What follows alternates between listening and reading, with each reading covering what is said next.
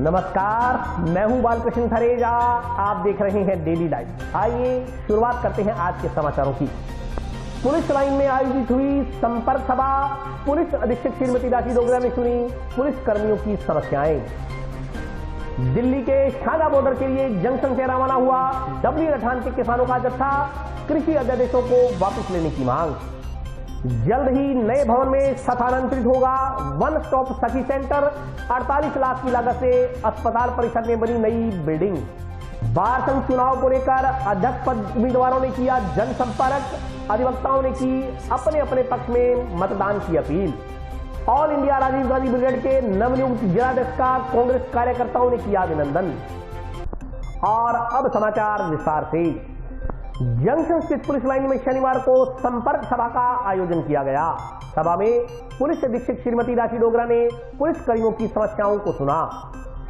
Junction स्थित police line में शनिवार को संपर्क सभा का आयोजन किया गया। संपर्क सभा में पुलिस अधीक्षक श्रीमती राशि डोगरा ने पुलिस के जवानों की शिकवा शिकायतें सुनी। पुलिस अधीक्षक ने पुलिस कर्मियों की विभिन्न समस्याएं सुनते हुए विश्वास दिलाया कि उनकी वाजिब समस्याओं का शीघ्र समाधान कर दिया जाएगा। संपर्क सभा में पुलिस कर्मियों के टीए बिल, पुलिस के सरकारी आवासों में होने वाली समस्याओं के निराकरण तथा वरीयता के आधार पर पुलिस कर्मियों को सरकारी आवास आवंटित करने पर बल दिया गया। कोविड-19 महामारी के दौरान पुलिस अधिकारी व कर्मचारियों को होने वाली समस्याओं के बारे में भी चर्चा की गई। महामारी के दौरान मेहनत और लगन से ड्यूटी करने वाले पुलिस कर्मचारियों का उत्साहवर्धन भी किया गया। इस दौरान पुलिस अधीक्षक ने बताया कि पुलिस कर्मियों ने उनके आवास, सफाई एवं लाइन से जुड़ी कई शिकायतें उनके समक्ष प्रस्तुत की। इसके अलावा संपर्क सभा के माध्यम से पुलिस कर्मियों की निजी समस्याओं को भी जानने का प्रयास किया गया ताकि समय रहते उनका समाधान हो सके। एसपी ने कहा कि पुलिस के जवान की लंबी ड्यूटी होती है। गर्मी हो या सर्दी, हर तरह के माहौल में उन्हें ड्यूटी निभानी पड़ती है। किस तरह से उन्हें और ज्यादा आराम पहुंचाया जाए, सहूलियतें दी जाए ताकि उन्हें ड्यूटी करने में कठिनाई का सामना न करना पड़े,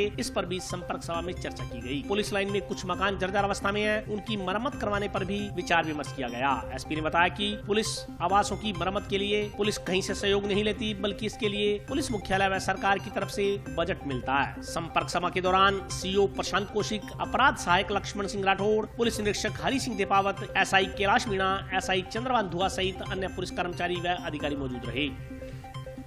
संपर्क सभा सिर्फ दिशा निर्देश के लिए नहीं होती है। संपर्क सभा होती है कि काफ़ी टाइम से हम अपने जवानों से कोई खुल के उनकी कोई शिकवा हो, कोई संकोच ना करें वो, और अपने सुझाव या कोई शिकायत या लाइन में कोई इम्प्रूवमेंट या कोई ऐसी चीज़ होती है या ड्यूटियों में कोई इम्प्रूवमेंट चाहते हो तो वो उनके सुझाव मांगे जाते हैं और खुलकर अधिकारी से अपने मन की बात कर सकते हैं। इसलिए ये संपर्क सभा रहती है।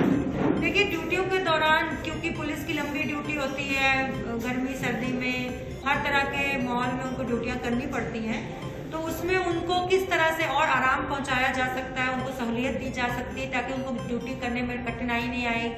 लाइन में कुछ मकान है जो जर्जर कंडीशन में है तो उनको रेनोवेशन कराना, उनकी मरम्मत कराना और इस तरह की बातें।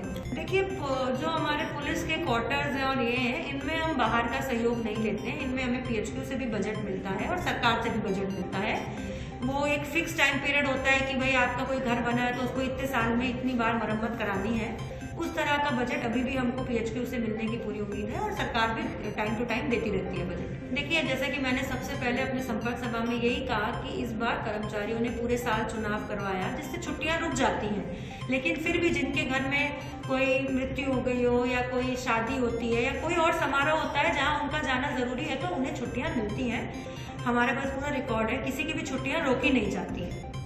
दिल्ली में चल रहे किसान आंदोलन के समर्थन में शनिवार को मजदूरों और किसानों का एक दल जंक्शन से दिल्ली के शाहजहां बॉर्डर के लिए रवाना हुआ।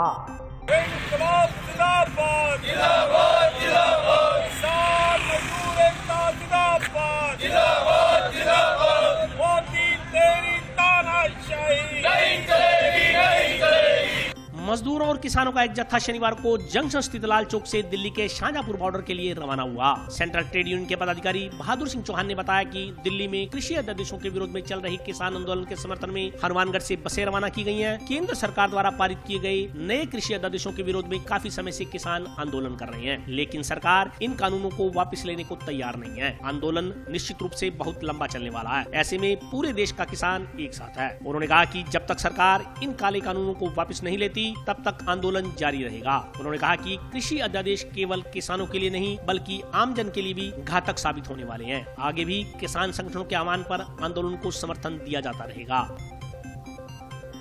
यहाँ लाल चौक से हमारे CITU के तमाम मुख्य साथी और किसान तमाम यहाँ आज रैली के रूप में वहाँ शाहजहाँपुर बॉर्डर पर पहुँच रहे हैं। और ये जो काले कानून मोदी सरकार लेकर आई है और बार बार हमारे प्रधानमंत्री और तमाम जो बीजेपी के बड़े नेता हैं, आला इनके जो मिनिस्टर बार बार झूठ बोल रहे हैं कि ये किसानों के पक्ष में कानून है, बार बार झूठ बोल रहे हैं। लेकिन ये जो काले कानून लेकर आए ये आम जनता के खिलाफ है, किसान मजदूर और आम जनता के खिलाफ है। निश्चित तौर पर ये संघर्ष लंबा होगा, लड़ाई होगी, इसकी ये हमारी लड़ाई लंबी होगी। निश्चित तौर पर जिस प्रकार से आज एकजुट है पूरा हिंदुस्तान, किसान मजदूर और तमाम, ये लड़ाई जीतेंगे हम और इस आंदोलन को निश्चित तौर पर जीतेंगे। जिला अस्पताल में स्थापित अस्थायी सखी सेंटर को जल्द ही नए भवन में स्थानांतरित कर दिया जाएगा। अस्पताल परिसर में निर्माणाधीन भवन पर करीब 48 लाख रुपए की लागत आई है। निर्भया कांड के बाद देश में महिलाओं को घरेलू हिंसा से बचाने के लिए केंद्र सरकार द्वारा प्रत्येक जिला स्तर पर सखी सेंटरों का संचालन किया जा रहा है। सन 2012 से सखी सेंटरों में घरेलू हिंसा से पीड़ित महिलाओं को विधिक सहायता के साथ साथ अन्य सहयोग भी दिया जा रहा है। जिला अस्पताल में स्थापित सखी सेंटर को जल्द ही अस्पताल परिसर में ही बने नए भवन में स्थानांतरित कर दिया जाएगा। महिला एवं बाल विकास अधिकारी ने इस संदर्भ में जानकारी देते हुए बताया कि सखी सेंटर के नए भवन निर्माण में करीब 48 लाख रुपए की लागत आई है। निर्माण कार्य लगभग पूरा हो चुका है। जल्द ही सखी सेंटर को नए भवन में स्थानांतरित कर दिया जाएगा। उन्होंने बताया कि घरेलू हिंसा से पीड़ित महिलाओं को न्याय दिलवाने के लिए सखी सेंटर की महत्वपूर्ण भूमिका रहती है। सेंटर में पीड़ित महिलाओं को चिकित्सा, न्याय, परामर्श, अस्थायी आश्रय की सुविधा उपलब्ध करवाई जाती है। सखी सेंटर की प्रभारी एडवोकेट मोनिका शर्मा ने बताया कि वर्तमान में जिला अस्पताल में अस्थायी रूप से सखी सेंटर संचालित हो रहा है। नए भवन में शिफ्ट होने के बाद स्थायी सखी सेंटर की सुविधाओं को बढ़ाया जाएगा। पीड़ित महिलाओं के लिए सखी सेंटर 24 घंटे खुले हैं। सखी सेंटर का लैंडलाइन नंबर मुख्यमंत्री के 181 हेल्प डेस्क के जुड़ा हुआ है, जिससे पीड़ित महिलाओं को सहायता दी जा सकती है। इसके अलावा ब्लॉक अधिकारियों द्वारा सखी सेंटर का प्रचार प्रसार भी किया जा रहा है। उन्होंने बताया कि सखी सेंटर में प्रतिवर्ष 300 से अधिक घरेलू विवादों का निस्तारण तत्परता से करवाया जा रहा है। सखी वन स्टॉप सेंटर का मेन उद्देश्य यही है कि किसी भी हिंसा से प्रभावित महिला को एक ही स्थान पे सारी सुविधाएं उपलब्ध करवाई जाए। वो चाहे चिकित्सा सुविधा हो, चाहे परामर्श सुविधा हो, पुलिस सहायता है, न्यायिक सहायता है और अस्थायी आश्रय। कई बार घरेलू हिंसा से पीड़ित जो महिला है जिनको घर से निकाल दिया जाता है, ऐसी महिलाओं को 5 दिन के लिए सखी वन स्टॉप सेंटर पर अस्थायी आश्रय दिया जाता है। और यह बिल्डिंग अब अस्पताल परिसर में ही अस्थायी रूप से संचालित है। और केंद्र सरकार द्वारा बजट भी स्वीकार कर अब बिल्डिंग भी बनवाई गई है, जिसमें अभी तक हैंडओवर नहीं हुई है बिल्डिंग, उसमें थोड़ा काम बाकी है। उसके बाद सुविधाएं काफ़ी बढ़ाई जाएंगी और महिलाओं को जितना भी है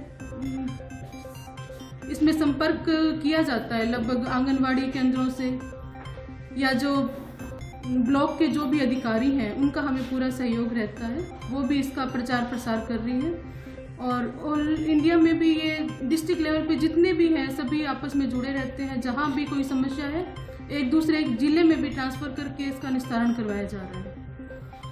और यहाँ जो भी महिला आ रही है उसको एक घरेलू माहौल मिलता है जहाँ वो अपना जो भी समस्या है वो एकदम आसानी से महिलाओं के साथ शेयर करके उसका निस्तारण करवाया जा रहा है। और अगर कोई महिला, जैसे पहला उद्देश्य ये रहता है उस महिला की काउंसलिंग करके वापस उसके परिवार में उसको लौटाया जाए। अगर ऐसा संभव नहीं हो पाता है तो उसके लिए जो वो आगे आगामी कार्रवाई चाहे तो मुकदमा दर्ज करवाने के लिए उसकी पुलिस सहायता दिलाई जाती है उसे। और अगर महिला को पति कोई खर्चा नहीं दे रहा है तो उसको यहाँ से विधिक सहायता दिला के CRPC 125 की कार्रवाई ADR कोर्ट से करवाई जाती है, जो उसको निःशुल्क वकील उपलब्ध करवाया जाता है। अभी हमारा ये 01552 230 130 नंबर जारी है और 181 जो CM हेल्पलाइन है उससे ये नंबर जुड़ा हुआ है। और यहाँ ये सुविधाएं 24/7 चलती है। यहाँ दिन रात सुविधाएं उपलब्ध होती हैं। रात को लेट नाइट भी जो केस आते हैं उसका निस्तारण करवाया जाता है, चाहे वो संबंधित थाने में सूचना करके तुरंत पुलिस सहायता महिला को उपलब्ध करवाई जाती है। ये सखी केंद्र है जो 100% केंद्र प्रवर्तित योजना है। इसमें क्या है कि एक ही छत के नीचे जो हिंसा पीड़ित महिलाएं हैं उनको मतलब वो सुविधाएं मिलती है, जिसमें चिकित्सा है, न्याय है पुलिस सेवा है, परामर्श है, आश्रय देना, उनको इस तरह से सारी सुविधाएं एक ही छत के नीचे दी जाती है। और इसमें बजट है वो 48 लाख रुपए बजट का प्रावधान है। और इसकी जो निर्माण एजेंसी है वो अपने यहाँ शुरू से है, एक्सेन NRHM के थ्रू हो रहा है। और इसमें क्या है कि अपने जो हनुमानगढ़ जिले में है वो सरकारी आवास है जो हॉस्पिटल कैंपस है, उसी में निर्माणाधीन है और अभी अंतिम चरण में चल रहा है निर्माण। तो जल्दी इसकी वो उद्घाटन किया जाएगा। मकसद ये था कि जो हिंसा पीड़ित जो महिलाएं आती हैं उनको एक ही छत के नीचे मतलब सारी सुविधाएं मिल जाए, जिसमें रेप पीड़ित महिलाएं हैं, 18 वर्ष से पीड़ित जो कम उम्र की बालिकाएं हैं, उनके लिए स्पेशली ये किया गया है। तो जिसमें चिकित्सा व्यवस्था मिल जाती है पूर्ण रूप से, और उसमें न्याय व्यवस्था, फिर परामर्श दिया जाता है, और उसमें पुलिस की व्यवस्था है और आश्रय दिया जाता है। इसमें हम कम से कम ज्यादा से ज्यादा 5 दिन तक अपन उनको वो व्यवस्था कर सकते हैं। बार संघ चुनाव को लेकर अध्यक्ष पद के उम्मीदवारों ने शनिवार को जनसंपर्क कर अधिवक्ताओं से अपने अपने पक्ष में मतदान करने की अपील की। 22 दिसंबर को प्रस्तावित बार संघ चुनाव में 3 दिन शेष बचे हैं। बार संघ के अध्यक्ष पद के उम्मीदवारों ने चुनाव को लेकर शनिवार को जनसंपर्क किया। इस दौरान अध्यक्ष पद के उम्मीदवारों ने अधिवक्ताओं से अपने अपने पक्ष में मतदान करने की अपील की। अध्यक्ष पद के उम्मीदवार जितेंद्र शाश्वत और मनजिंदर सिंह लेगा ने बताया कि बार की अव्यवस्थाओं को दूर करना और अधिवक्ताओं के मध्य समन्वय स्थापित कर तालमेल से काम करना उनकी प्राथमिकता रहेगी। एडवोकेट कॉलोनी को लेकर चल रहे विवाद का निस्तारण भी करवाया जाएगा ताकि अधिवक्ताओं को आवासीय भूखंड मिल सके। उन्होंने बताया कि बार परिसर में सफाई व्यवस्था और कैंटीन व्यवस्था को सुचारू बनाने का भी प्रयास किया जाएगा। इसके अलावा जो अधिवक्ता आर्थिक रूप से कमजोर श्रेणी में है उनके वेलफेयर के लिए भी काम किया जाएगा। अभी हमारे बार संघ के चुनाव हो रहे हैं, 22 तारीख को पोलिंग होगी, मैं भी प्रत्याशी हूँ। मैं अधिवक्तागणों की कहने पर हम चुनाव लड़ रहे हैं।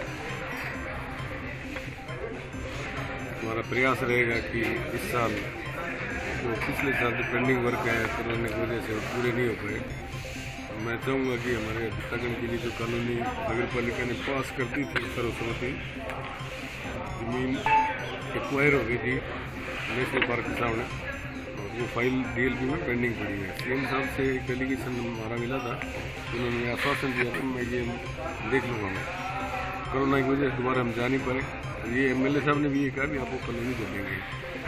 तो मेरा पहला प्रयास तो ये रहेगा मैं अधिवक्तागण को कॉलोनी मिले ताकि जो हमारे अधिवक्तागण गाँव से आते हैं उनके लिए सुविधा हो जाए। 8 बार देख रह चुका हूँ मेरे कार्यकाल में। न्यायिक परिसर जिसमें अपने खड़े हैं, ये हमारे बार के प्रयासों से इसके बजट सैंक्शन हुआ और उसके बाद बना, वो मेरे कार्यकाल में शुरू हुआ था, मेरे कार्यकाल में बना था। उसके बाद दूसरा जो नए चैम्बर्स बने हैं, न्यायिक परिसर पीछे है, चैम्बर्स में खड़े हैं, ये चैम्बर्स मेरे कार्यकाल में बने थे। और मैंने मेरे कार्यकाल में अधिवक्तागण की कोई भी समस्या थी उसके लिए मैंने संघर्ष सब लोगों को साथ लेकर किया, और मैं लगभग जितने भी बात हुई संघर्ष हुए मैं अधिवक्ता की जीत हुई थी। अधिवक्तागण की कोई भी बात हो तो हमारी बार, मैं हमेशा बार को साथ लेके उनके समस्या का समाधान करने में हमेशा तत्पर तैयार रहा। हमारे अधिवक्ता पे कोई भी आदमी, कोई भी संस्था अगर उस पर अत्याचार करने का या उसको नुकसान पहुंचाने का प्रयास करेगी तो सारी बार उस अधिवक्ता के साथ कंधे से कंधा मिला के खड़ी रहेगी। बार संघ हनुमानगढ़ के अध्यक्ष पद के लिए मैं चुनाव लड़ रहा हूँ, और बार संघ में हमारे जो बार संघ परिसर है, हमारे चैम्बर्स है, हमारी कई अव्यवस्थाएं हैं, उनको दूर करने का प्रयास करेंगे। वकीलों की कॉलोनी है, उसको एक बड़ी महत्वपूर्ण समस्या है, हम कॉलोनी वकीलों के लिए लेने का भरसक प्रयास करेंगे ताकि सभी वकीलों को आवास की जो प्रॉब्लम आ रही है वो दूर हो सके। सफाई व्यवस्था है, हाइजीन बाथरूम, कैंटीन की व्यवस्था है, और हमारे जो वकील साथी हैं जो किसी न किसी कारणवश कमज़ोर आर्थिक पोजीशन में है, उनके लिए वेलफेयर करना। आज हम वकील साथियों से संपर्क कर रहे हैं और हम उनको अपने लिए वोट देने के लिए प्रार्थना कर रहे हैं, जिससे हम उनका सहयोग मांग रहे हैं। 22 दिसंबर को 10 से 3 बजे तक चुनाव है, उसके बाद मतगणना है, 3 पदों के लिए चुनाव है। कांग्रेस कार्यकर्ताओं ने शनिवार को जंक्शन में All India Rajiv Gandhi brigade के नवनियुक्त जिलाध्यक्ष का अभिनंदन किया। All India Rajiv Gandhi brigade के नवनियुक्त जिलाध्यक्ष विकास शर्मा का शनिवार को कांग्रेस कार्यकर्ताओं ने जंक्शन में स्वागत किया। इस मौके पर कार्यकर्ताओं ने नवनियुक्त जिलाध्यक्ष का माल्यार्पण कर अभिनंदन किया। कांग्रेस कार्यकर्ताओं ने नवनियुक्त जिलाध्यक्ष से पार्टी के हित में कार्य करने और आम जन के हितों के लिए संघर्ष करने की उम्मीद जताई है। इस मौके पर शिवराज सिंह, सुमित रेणुआ, विजय सिंह चौहान, दीपक कश्यप सहित अन्य कार्यकर्ता मौजूद रहे। विकास शर्मा जी को All India Rajiv Gandhi brigade के हनुमानगढ़ जिलाध्यक्ष नियुक्त होने पर आज यहाँ सभी साथियों ने उनका यहाँ अभिनंदन किया है और उनका यहाँ स्वागत किया है। और सभी साथी यहाँ, चाहे हमारे साथी सुमित रेणुआ जी हों, चाहे विजय सिंह चौहान हों, सभी लोगों ने यहाँ, और ये हम आशा करते हैं कि पार्टी और संगठन के हित में विकास शर्मा क्योंकि एक जुझारू और संघर्षशील कार्यकर्ता है, तो ये आगे भी पार्टी की मजबूती के लिए, आम जन के हितों के लिए निरंतर ये संघर्ष करते रहेंगे, निरंतर कार्य करते रहेंगे। और अभी वक्त है ब्रेक का। हाजिर होता हूँ छोटे से ब्रेक के बाद।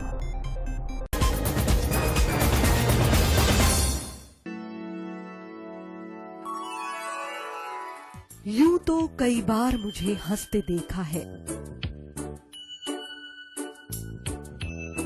पर ये हंसी कुछ और है। ये गहना मुझ पर जचता है, पर ये महज एक गहना नहीं, ये रूपरेखा है मेरे मन की, हंसती खिलखिलाती लहरों की, जो आतुर थी अब तक मुझ पर सजने को। इसलिए ये गहना ही मेरा सच्चा श्रृंगार है, श्रृंगार है, श्रृंगार है।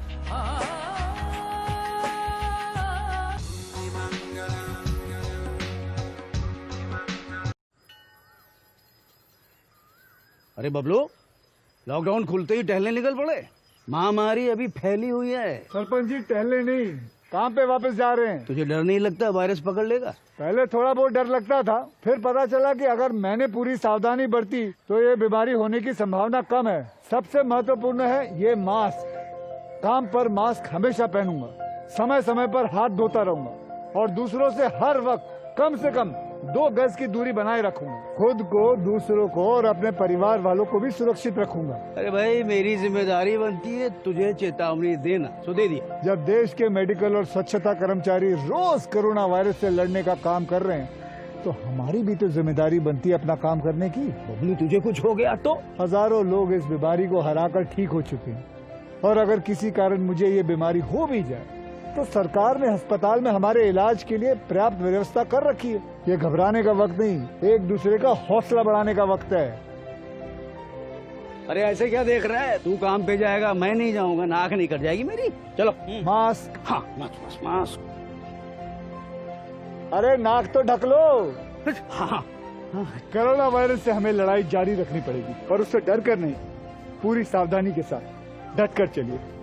रुकी जिंदगी को आगे बढ़ाएं, देश को आत्मनिर्भर बनाएं। जय हिंद।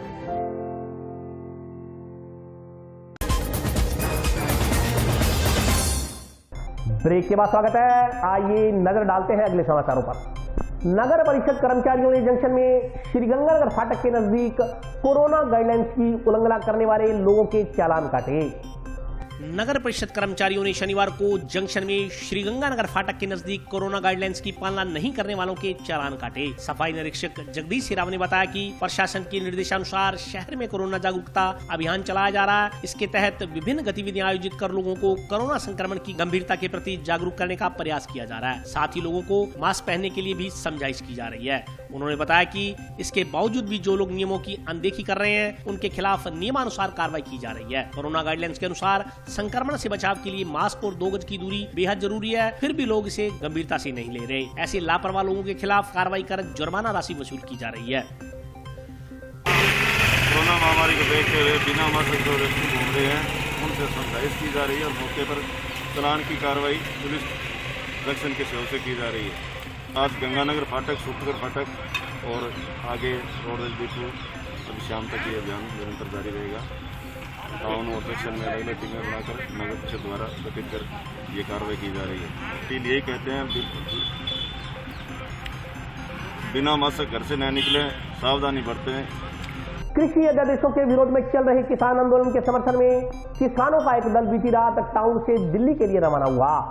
काले कानून वापस लो, काले कानून वापस लो, काले कानून वापस लो, मोदी तेरी कब्र खुदेगी, आज नहीं कल खुदेगी। केंद्र सरकार की ओर से पारित 3 कृषि अध्यादेशों के विरोध में दिल्ली में सिंघू बॉर्डर पर चल रहे किसान आंदोलन में शामिल होने के लिए बीती रात किसानों का एक और दल दिल्ली के लिए रवाना हुआ। टाउन में राधा स्वामी डेयरी के पास एक किसान मजदूर संघर्ष समिति के नेतृत्व में दिल्ली रवाना हुए 31 SSW सैजीपुरा अन्य गाँव के किसान इस जत्थे में शामिल थे। इस दौरान ट्रैक्टर ट्रालियों में सवार होकर दिल्ली रवाना हुए किसानों ने केंद्र सरकार के खिलाफ नारेबाजी की। साथ ही कहा कि जब तक सरकार किसानों की बातों पर सहमति नहीं जताती तब तक आंदोलन खत्म नहीं होगा। उन्होंने कहा कि पूरे देश के किसान एकजुट होकर इन बिलों का विरोध कर रहे हैं। कुछ हद तक केंद्र सरकार को किसानों की बात भी समझ आने लगी है। उम्मीद है कि किसानों की पूरी बात भी सरकार जरूर समझेगी। जत्थे में शामिल किसानों ने राशन सामग्री साथ लेकर दिल्ली की ओर कूच किया। दिल्ली रवाना हुए जत्थे में मेजर सिंह, बिंदर सिंह, गुरचरण सिंह, बैसाखा सिंह, परविंदर सिंह, नवदीप सिंह, हरभजन सिंह, तीर सिंह, गुरदेव सिंह सहित अन्य किसान शामिल थे। आज हनुमानगढ़ टाउन से लगभग 4-5 ट्रालियाँ जा रही हैं शाहजहाँपुर बॉर्डर के लिए और किसानों में काफ़ी जोश है और मोदी सरकार को ये काले कानून वापस लेने पड़ेंगे। किसानों में पूरा हौसला है। ये जथा आज यहाँ से चल रहा है, कल लगभग ये कल शाम तक पहुँचने की इनकी पूरी उम्मीद है। बाकी रास्ते में जितना टाइम लगेगा, इन गाड़ियों के अंदर ट्रैक्टर ट्रालियों के अंदर कुछ जीपे भी हैं, इनके अंदर राशन है और क्या नाम है लकड़ी का सामान है, कुछ लकड़ी है, सिलेंडर है और जो भी जरूरत का सामान है वो सारा इसके। सरकार को तो यही करना चाहते हैं कि काले कानून वापस लो और मोदी सरकार से विनती तो कर रहे हैं अभी और विनती करते रहेंगे कि काले कानून वापस लो। ये किसानों के हित में नहीं है। आंदोलन लगातार जारी रहेगा जब तक ये मोदी सरकार ये काले कानून वापस नहीं लेगी। ये बड़ा ही होता रहेगा। आज हनुमानगढ़ से सैजीपुरा की तरफ से ट्रालियों का जथा रवानगी रात को की गई है। जो काले कानून है उनको वापस लेने के लिए इन ट्रालियों के अंदर राशन पानी है। ये अपना 6 महीने का राशन पानी लेके जा रहे हैं। ये लगा के आएंगे, कई दिन बड़े हौसले के साथ जा रहे हैं। टाउन में सड़क किनारे बैठे गाड़ियां लोहारों को बढ़ती सर्दी के बीच खासी दिक्कतें झेलनी पड़ रही हैं। गाड़ियां लोहारों ने सरकार से स्थायी आवास उपलब्ध करवाने की मांग की है। टाउन की नई आबादी में रावस्सा रोड पर सड़क किनारे बैठे गाड़ियां लोहारों को सर्दी के इस मौसम में खासी दिक्कतें झेलनी पड़ रही हैं। बढ़ रही सर्दी के बीच खुले में बैठे गाड़ियां लोहारों का कहना है कि उन्हें मजबूरी में सड़कों के किनारे अस्थायी तंबू लगाकर अपना गुजर बसर करना पड़ रहा है। पहले वे नजदीकी गांव रामसरा नारायण में रहा करते थे, जहां लोहे का काम करके वे खुद का और अपने परिवार का भरण पोषण कर रहे थे। गाड़ियां लोहारों ने बताया कि आर्थिक स्थितियां बिगड़ने और काम नहीं मिलने के कारण उन्हें गाँव से शहर में पलायन करना पड़ा। सड़कों के किनारे खुले में रहना उनकी मजबूरी बन गया है, क्योंकि उनके पास कोई आवासीय भूखंड नहीं है। परिवार में बच्चे और बीवी है, जिनका पेट भरने के लिए उन्हें लोहे का काम करना पड़ रहा है। भरे पूरे परिवार का पेट भरने के लिए उन्हें मन माफिक काम नहीं मिल पा रहा है, जिससे उन्हें आर्थिक परेशानियां झेलनी पड़ रही है। गाँव में ही उनके वोटर कार्ड और अन्य प्रमाण पत्र बनवाए गए थे, लेकिन राशन कार्ड नहीं बनने के कारण उन्हें सरकार की नियंत्रित मूल्य की वस्तुओं का भी लाभ नहीं मिल पा रहा है। हम सावजी रोड के पास रहते हैं, हमारे 2 बच्चे हैं, हमारे को बहुत दिक्कत आती है। ना ही हमारे को राशन मिल रहा, ना भी कोई भी चीज़ की सुविधा नहीं है। ये 2 पाई की खाट है, हम तो हाथ सो रहे हैं साहब। रात को सर्दी लगती है और हमारे को सरकार हमारी कोई भी योजना नहीं कर रही। हम गांव में रहते हैं रामसरा नारायण में, वहाँ हमारे को रहने को तो हमारा है, पर वो घर भी टूटा फूटा है और हमारा वहाँ से मजबूरी काम नहीं चल रहा। वहाँ से हम रोड के सरादे बैठे हैं और सरकार हमारी कोई भी सुविधा नहीं कर रही। हम बैठे हैं, आपकी 2 रुपये की मजबूरी कर रहे हैं। ना ही हमारा कोई राशन कार्ड बना, ना ही हमारे को कोई सरकार सुविधा दे रही। कोई भी चीज़ को हमारे को नहीं, सरकार ने कोई भी हमारे को सुविधा नहीं दी। हम रोड के सरादे हम रहते हैं, रात को साजन भी जाते हैं और सर्दी भी बहुत कड़क होती है। आता है हमारे को राशन भी नहीं दे रही है और सरकार हमारे को कह रही है कि भाई इधर हो जाओ उधर हो जाओ। नगर पालिका वाले भी जो हमारे सुविधा नहीं कर पा रहे हैं, वो भी हमारे को तंग कर रहे हैं। भाई रोड के सरादे तुम कहाँ बैठे हो दुकानों लगा के, तो दुकानें ना लगाएंगे तो और हम बच्चे कैसे पालेंगे। ना ही हमारे कोई पढ़ाई के लिए कोई रुपया मिल रहा है, ना ही हम बच्चे किस चीज़ के लिए पढ़ा ले गए। हम लोहा कूटते हैं, कोई मारा मोटा कोई आपका दाल फ्राई करते हैं। हम सरा से हम ऐसे आए भाई साहब, वहाँ हमारा काम नहीं है।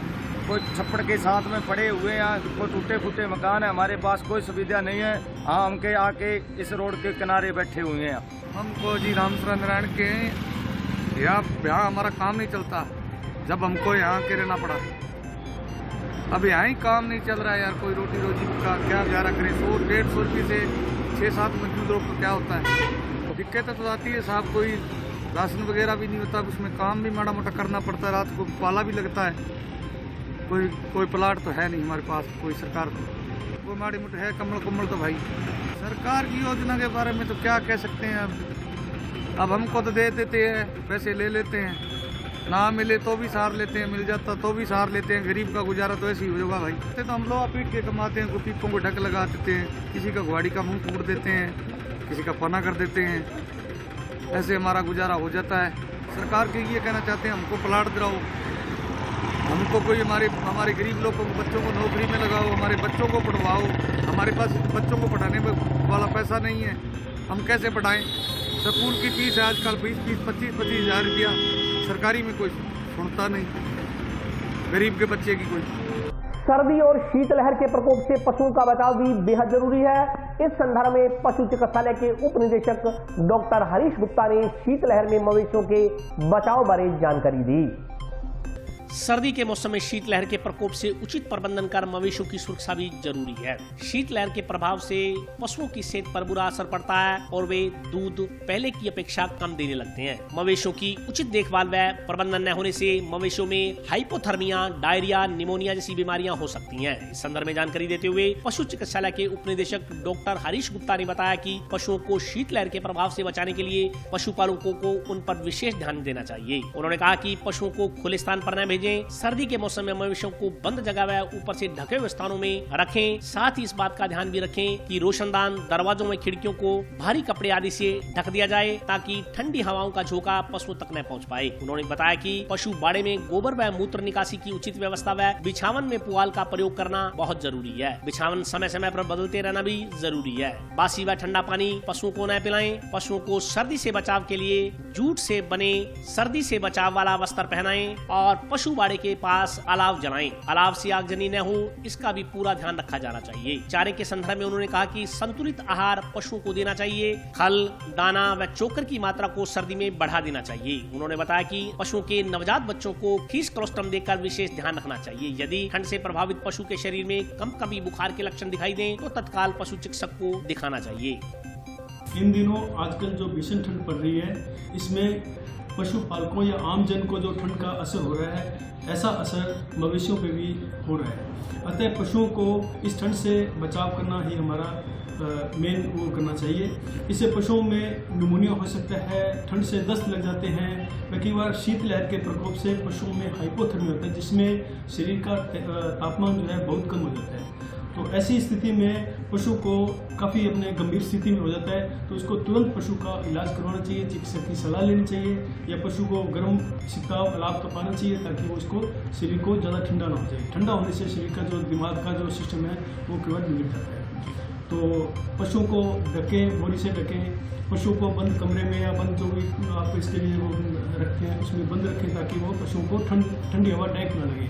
लेकिन बिल्कुल बंद ना करें, थोड़ा बहुत उसके लिए हवा आने जाने के लिए भी जगह रखें ताकि इनको वेंटिलेशन से अच्छी वायु मिलती रहे। अन्यथा पशुओं को ये बंद रहने से भी बीमारी हो जाती है। पशुओं को सुबह जल्दी कमरों से बाहर नहीं निकालना चाहिए क्योंकि सुबह सुबह बहुत भयंकर ठंड होती है। तो ऐसी स्थिति में आपको जब धूप निकले या तो तब निकालें, और या अगर आपको जैसे धूप नहीं निकली है कई दिनों में तो आप उसको बाहर निकालें तो उसको बोरी वगैरह से ढक लें ताकि उसको ठंड का असर नहीं हो। और साथ में इनको पानी पिलाने के लिए गुनगुना पानी है, गुनगुना जो दाना वगैरह तो वो गुनगुना करके या गर्म करके दें, ठंडा एकदम ठंडा नहीं दें जिससे कि इनको ठंड ना लगे। शरीर में अंदर गर्मी जाएगी तो शरीर को ठंड कम लगेगी। और पशुओं को ढक के रखें और नीचे जो ज़मीन है इसको भी सूखी रखें। सूखी रखने के लिए भूसा वगैरह इसमें नीचे बिछाएं, मिट्टी वगैरह बिछा दें सूखी, बार बार बदलें उसको ताकि इसको नीचे बैठेगा पशु तो उसको ठंड ना लगे। इससे पशुओं को इस ठंड से बचा जाएगा और साथ में बीमारियों से बचत होगी। और आज के लिए बस इतना ही। कल फिर हाजिर होता हूँ नए समाचारों के साथ, तब तक के लिए नमस्कार।